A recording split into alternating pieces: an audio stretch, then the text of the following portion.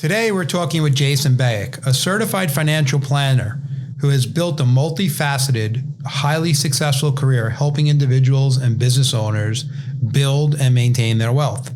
He joins the show to share his journey with us, the challenges he's overcome, and how he's able to build a successful career that continues to grow to this day. I'm Paul Blanco, and this is Small Steps, Big Wins.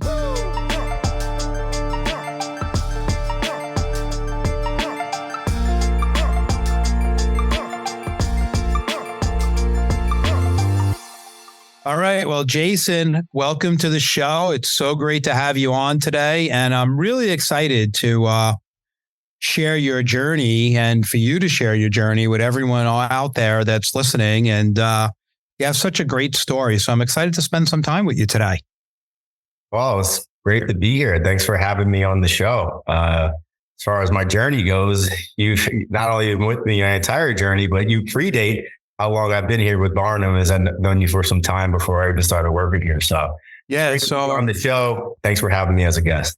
You got it, Jay. And let's start there, Jay. I mean, you went to college and, you went to NYU and you played basketball there. You were an avid athlete your whole life and you get out of school. What made you go into the financial service industry? So my very first job out of school was actually working in reinsurance. So I wanted to work in finance. I was an econ major at NYU. A lot of my buddies went on to work in finance.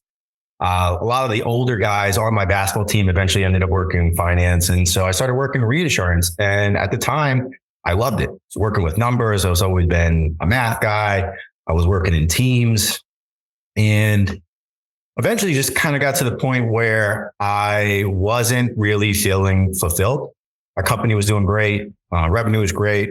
I had a lot of visibility and upward mobility in reinsurance, but it got to the point where I wasn't really fulfilled with the end product or the end service that I was providing. I grew up in a household where everyone in my family were civil servants, whether they were teachers, doctors, nurses. Everybody worked with people, and that's what I always wanted to do. In reinsurance, your client is an enormous insurance company or a few enormous insurance companies. And I met somebody who worked in financial services at a wirehouse at the time. And I met him at a pool party. And he said, not surprised. Why don't you take all of your financial skills, your math skills, your analytical skills, and your people skills and work with people? Maybe not work with large companies as the end user of your services, but work with people so you can impact their lives. And ultimately, that's how I got started in financial services. Well, good for that person to see that. And, it's interesting because when you think of your profile and then what you said earlier about your family and how they did it, and when you get to work with people and then you really get to impact the end user very differently than what you did in reinsurance, I think it was a perfect fit for you to get into the career. So let me dig in a little bit on this though. As an athlete, a competitive athlete playing at the college level, there was a lot, I'm assuming, and I shouldn't assume, but I'm sure it took a lot for you as an athlete to train all those years to get ready to play at that level. And did that help you, like that drive and discipline that you had? Was that able to translate into business for you? And did that help you when you got into this career and you started working with people? Yeah, absolutely.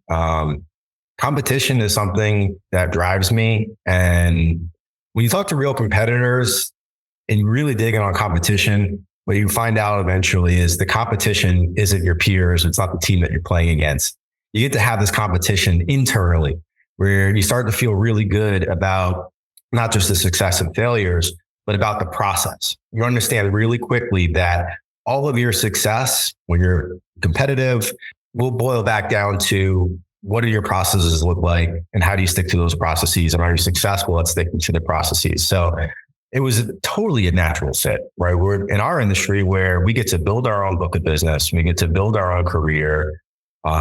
We get to practice in whatever way we feel most makes sense to us and our clients. It's really up to us how successful we are. Yeah, and it's interesting you say that. As a former athlete myself, I've the cool thing for me was it made the transition from an athlete to a corporate athlete, and I think that's even harder because there's no off season, right? And you always have to be on, and you have to take those disciplines that you gained and use them in the world. And you're right. I'm glad you shared that for everyone listening today. I mean, when Jay talked about being competitive, but being competitive with himself, he didn't say it exactly like that, but you're your own, it's you versus you. And I think that's really important in business for people to realize. And sometimes they're always comparing themselves, but you have your own journey that you're on versus the person to your right or to your left or a friend of yours. So I give you a lot of credit for realizing that as a very young man in this world. So Jay, so you went into the wirehouse, which, there's all these are stereotypes, but a lot of people think of the wirehouse as just managing money. And then you came into Barnum, where you were more of a hybrid, where you were doing really both sides of the balance sheet for your clients. Was that important to you? And was that helpful in you launching your career, very early on? Definitely. Absolutely. At the wirehouse, I had great training, and we got a great education around investing. We got a great education around asset management.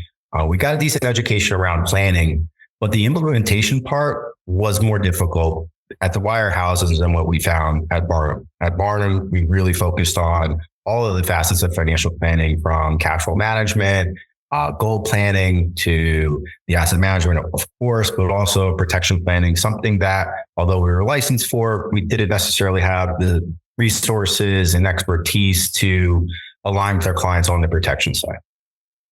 Yeah. And when you're thinking about the career, if you were giving your 22-year-old self advice again, I believe, and maybe I'm biased because I started really just on the insurance side, very similar to where you were on just the investment side, really to start, even though we did investments.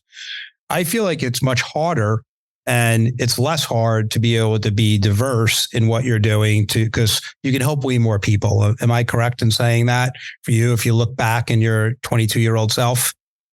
Yeah, at the time, my 22-year-old self just didn't have enough arrows in the quiver or tools in our tool belt to be able to help the clients that I knew, right? The prospects that were in my natural network, the prospects that I came across in a day-to-day work environment or home environment or family environment.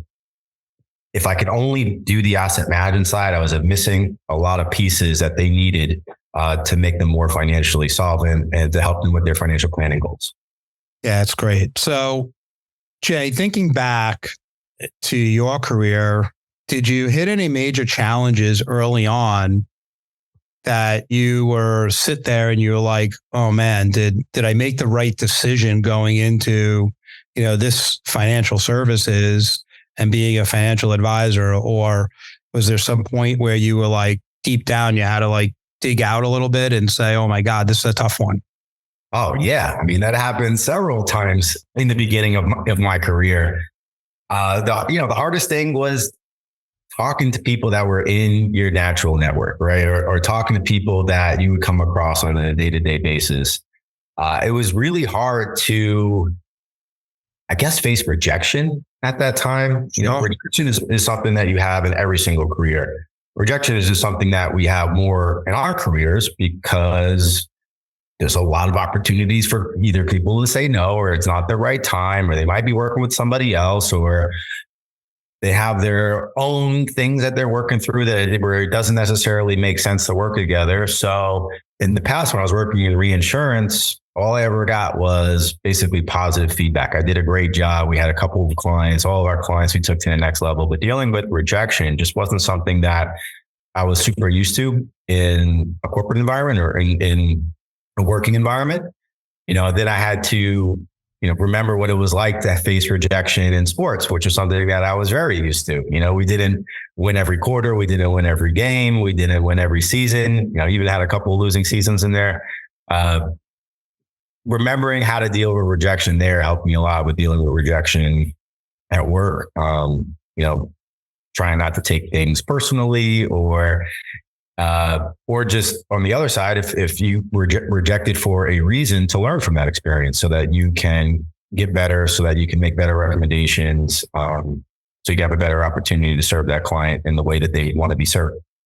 Yeah, it's interesting. I've always been, since he was in college, I was always a big fan of Deion Sanders, and he's hit the scene right now. And, I was predicting he would end up taking these kids to a next level, but he was interviewed the other day and he made a comment. I'm a little biased though, but he said, what was the hardest thing you had to do in sports? And he said, hit a round ball with a round bat. And he said, you have a 30% success rate, a 70% failure rate. Right. And I think too many people in our society today, if it's sports or school or being in music, you have to understand how to handle objection and rejection and go to and move on to the next thing. So I think it's really great. And it's not always just roses for people. People don't realize that. And I always tell people I quit 3 times in my first year in this business.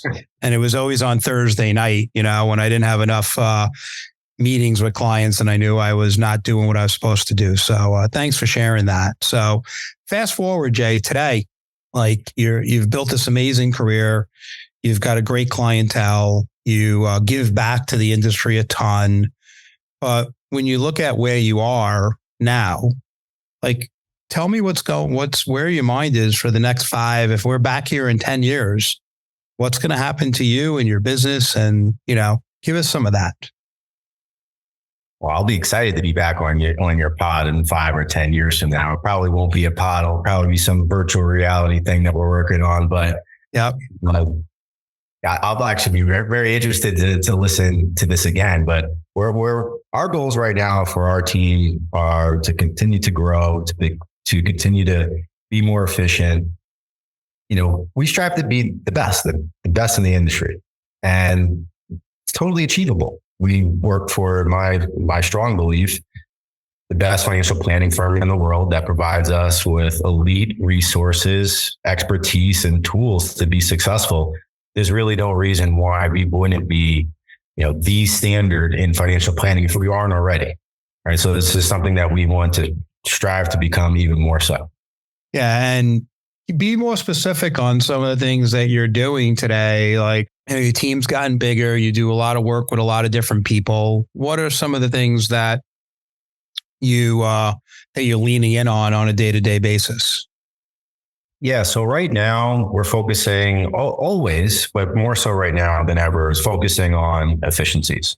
What drives us is to create impact. We certainly create impact, meaningful impact for all of our clients. When we think that we're doing a good job is when we are bringing that impact to more people. So we're hiring, we have, a larger staff.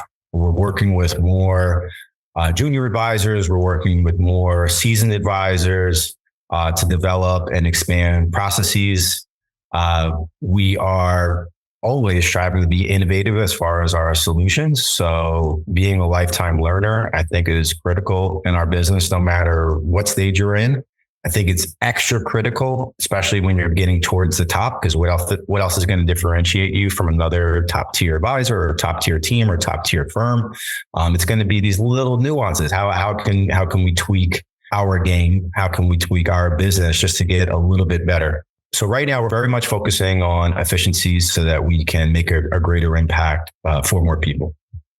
Yeah. So those efficiencies, and I'm sure it ranges the gamut from people to technology to, different things that you're doing every day to make your business easier. And so you can spend more time with clients.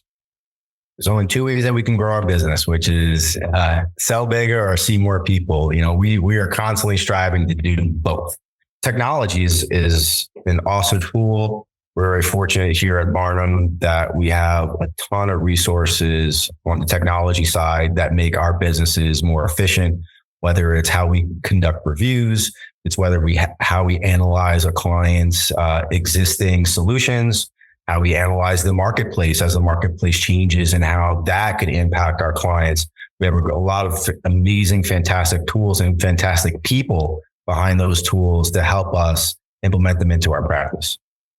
Yeah, it's great, Jay. And so I love what you talked about a lifelong learner. And when you think of, your life in business or personally, did you have a role model that you looked at? I know you talked earlier about your family being in the service and always working with people, but did you have some people that you looked at and you said, I want to take a little bit from this or a little bit from that? Can you give me a little color on that?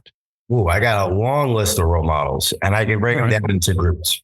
So my first group is my family. So, my parents, my siblings, my wife, Steph, all internal role models to the household, people that have wildly different personalities, but always inspire me in different ways and things that I could take on just how they live to try to make myself a better human, to be a better planner, and to be a better professional.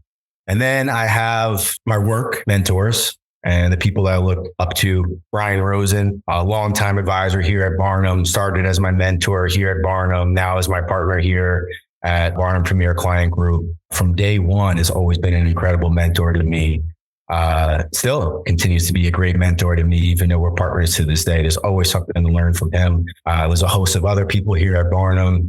You, Mindy Blanco, Joe Presti, who is my sales manager, Ben Sacadato, Chris Campitsis, another Barnum, an incredible Barnum team.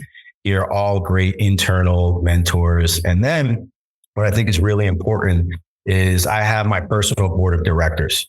So these are people completely outside the industry who I can rely on to give me candid advice. And purposely, they aren't in my industry. So there's one that works for a private bank. There's another that works for a big media company. There's another that works for an enormous technology company. These are people that, I can have a 2-hour car ride with, and we could talk about our career. We could talk about personal challenges. We could talk about how those things intersect. We could talk about work-life balance, but it's really, really important that I hope that everybody after this podcast takes this forward is create your own personal board of directors, people that you can rely on, people that you can ask candid and straightforward advice to, and people that you respect. Yeah. And I appreciate you going to that and saying that, because I was going to make that point when you said that. And I think that's, if you're driving, stop, or if you're, when you get home later, rewind back and make that a mental note for you because I love that you said that they're all in different industries and different discipline. What I've learned with myself is as I've gotten longer into the business, when I read something, no matter what industry it's related to, I could always apply it back to my business. It's just a different way of thinking, right? And I think that's great that you're doing that, Jay. So stay on that though for role models. So, one of the things that I think is important is what you just said a few minutes ago is how I can be better in my personal life, my professional life, business. It all feeds in to make you who you are as a person, personally and professionally. So, one thing that I like to always learn about people is, do you have like a morning or an evening routine that is it in the morning that gets your day going? I always have to say evening too, because many people do stuff in the evening. I'm a morning guy, but are you doing something now that's setting you up to be a great entrepreneur on a day-to-day basis? Yeah. So health is wealth, right? And the physical health, mental health, financial health, right? Those are the three areas of wealth that we all should strive to, be happy and comfortable in, but hopefully have an abundance in. So the morning for me always starts with mental and physical health, workout routine, making sure that I'm mindful of what I'm going to put in my body throughout the day. I try to stay off of the things that could distract me throughout my day, like the not so good sandwich that we could digest from social media. If that's the first thing that we open up in the morning. So I try to stay away from those things, focus on the things that make me happy. I know this morning routine is going to be greatly derailed in the next 2 months as my wife and I expect our first child coming in December. But even when that comes, I'll have something else extremely positive that will inspire me. The first thing that I do when I wake up in the morning is going to see our kid, spending time with our kid in the morning. Still, yeah, health is wealth, making sure that I'm eating something good or, putting something in my body that was going to help me throughout the day. And then also making sure that I'm doing something physically that's going to set up my day for success. Yeah. So great, Jay. And, if I was starting out today in the industry and I had my morning routine, I'm a lifelong learner, I'm doing all these different things that we've been talking about, what would be the first thing you would tell me to say, make sure you do this, Paul? What would that be? I think you want to get your designations. Well, I mean, first of all, you want to get your licenses as quickly as possible, but assuming that you have all that, right, when you come to business. Getting your designations, so the CFP is a very popular, important one right now. I think not only can you learn a lot of things that will be helpful for your clients, I think it's just starting to become table stakes for what your clients may expect from you as an advisor. It just sort of sets the bar, lowers that objection right away. Also, you're bringing value to the table right away, being a CFP. So I would say try to get that as soon as you can when you first come into the industry. When it comes to studying, when we back up a second, the morning routines, our business is very much process driven, but you also have to be very much prepared to handle things as they come up throughout the day. At the end of the day, remember, we're working with people. People have needs.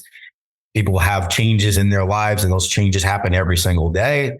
They're going to have things that come up through the day that's going to require your attention, even if you didn't plan for those things throughout the day. So, things that that you need to get done. So if it's continued education, like studying for the CFP, try to get that done before you actually start what you would consider the workday. Yeah, I was actually going to piggyback and say, one of the things I've tried to teach with the CFP designation or any designation is when you start, just do one class a quarter. Within 2.5 years, you have it done. There's some overachievers that like to do it faster and get it knocked out. But if you do one a quarter and you add to your morning routine, maybe 30 minutes of studying, I always tell people, how do you eat an elephant? One piece at a time. Just go slow and do that.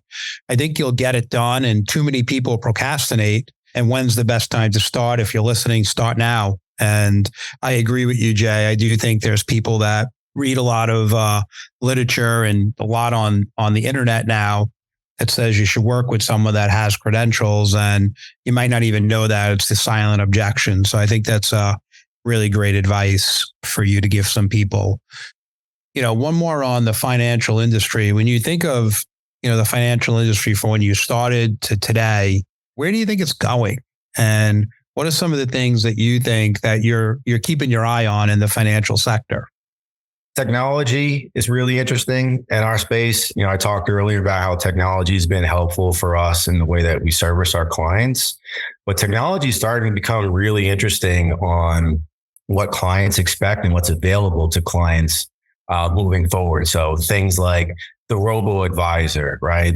Where the robo-advisor really just focuses on the asset management part. There's going to be, greater conversations, especially when you integrate it with AI, at least blueprinting what financial plans could look like. I think that's going to be really interesting for us as advisors. I think it's going to make our planning process even more collaborative than it is right now, because the client will have access to these tools. But just like many tools, they're only meaningful if you know how to use them.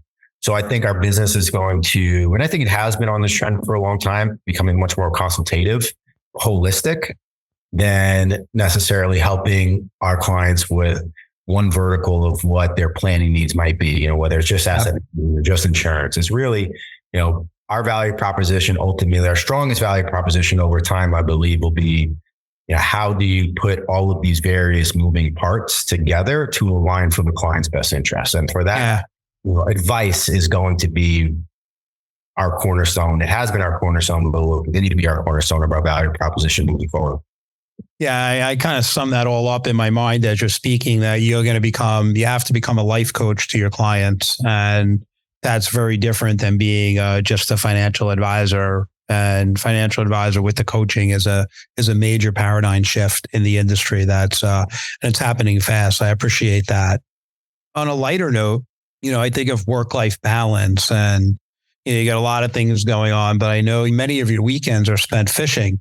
You love fishing out there, but what other things are you doing besides that to keep that work-life balance, right? And I think it's important because there's different perception of what it is. So I'd love to hear what your perception on, how do you do your work-life balance? Yeah, that's a great question. And it's something that I think about a lot. It's something that I think about a lot when I look in the mirror. It's something that I think about a lot, especially around the holidays when I'm spending it with family.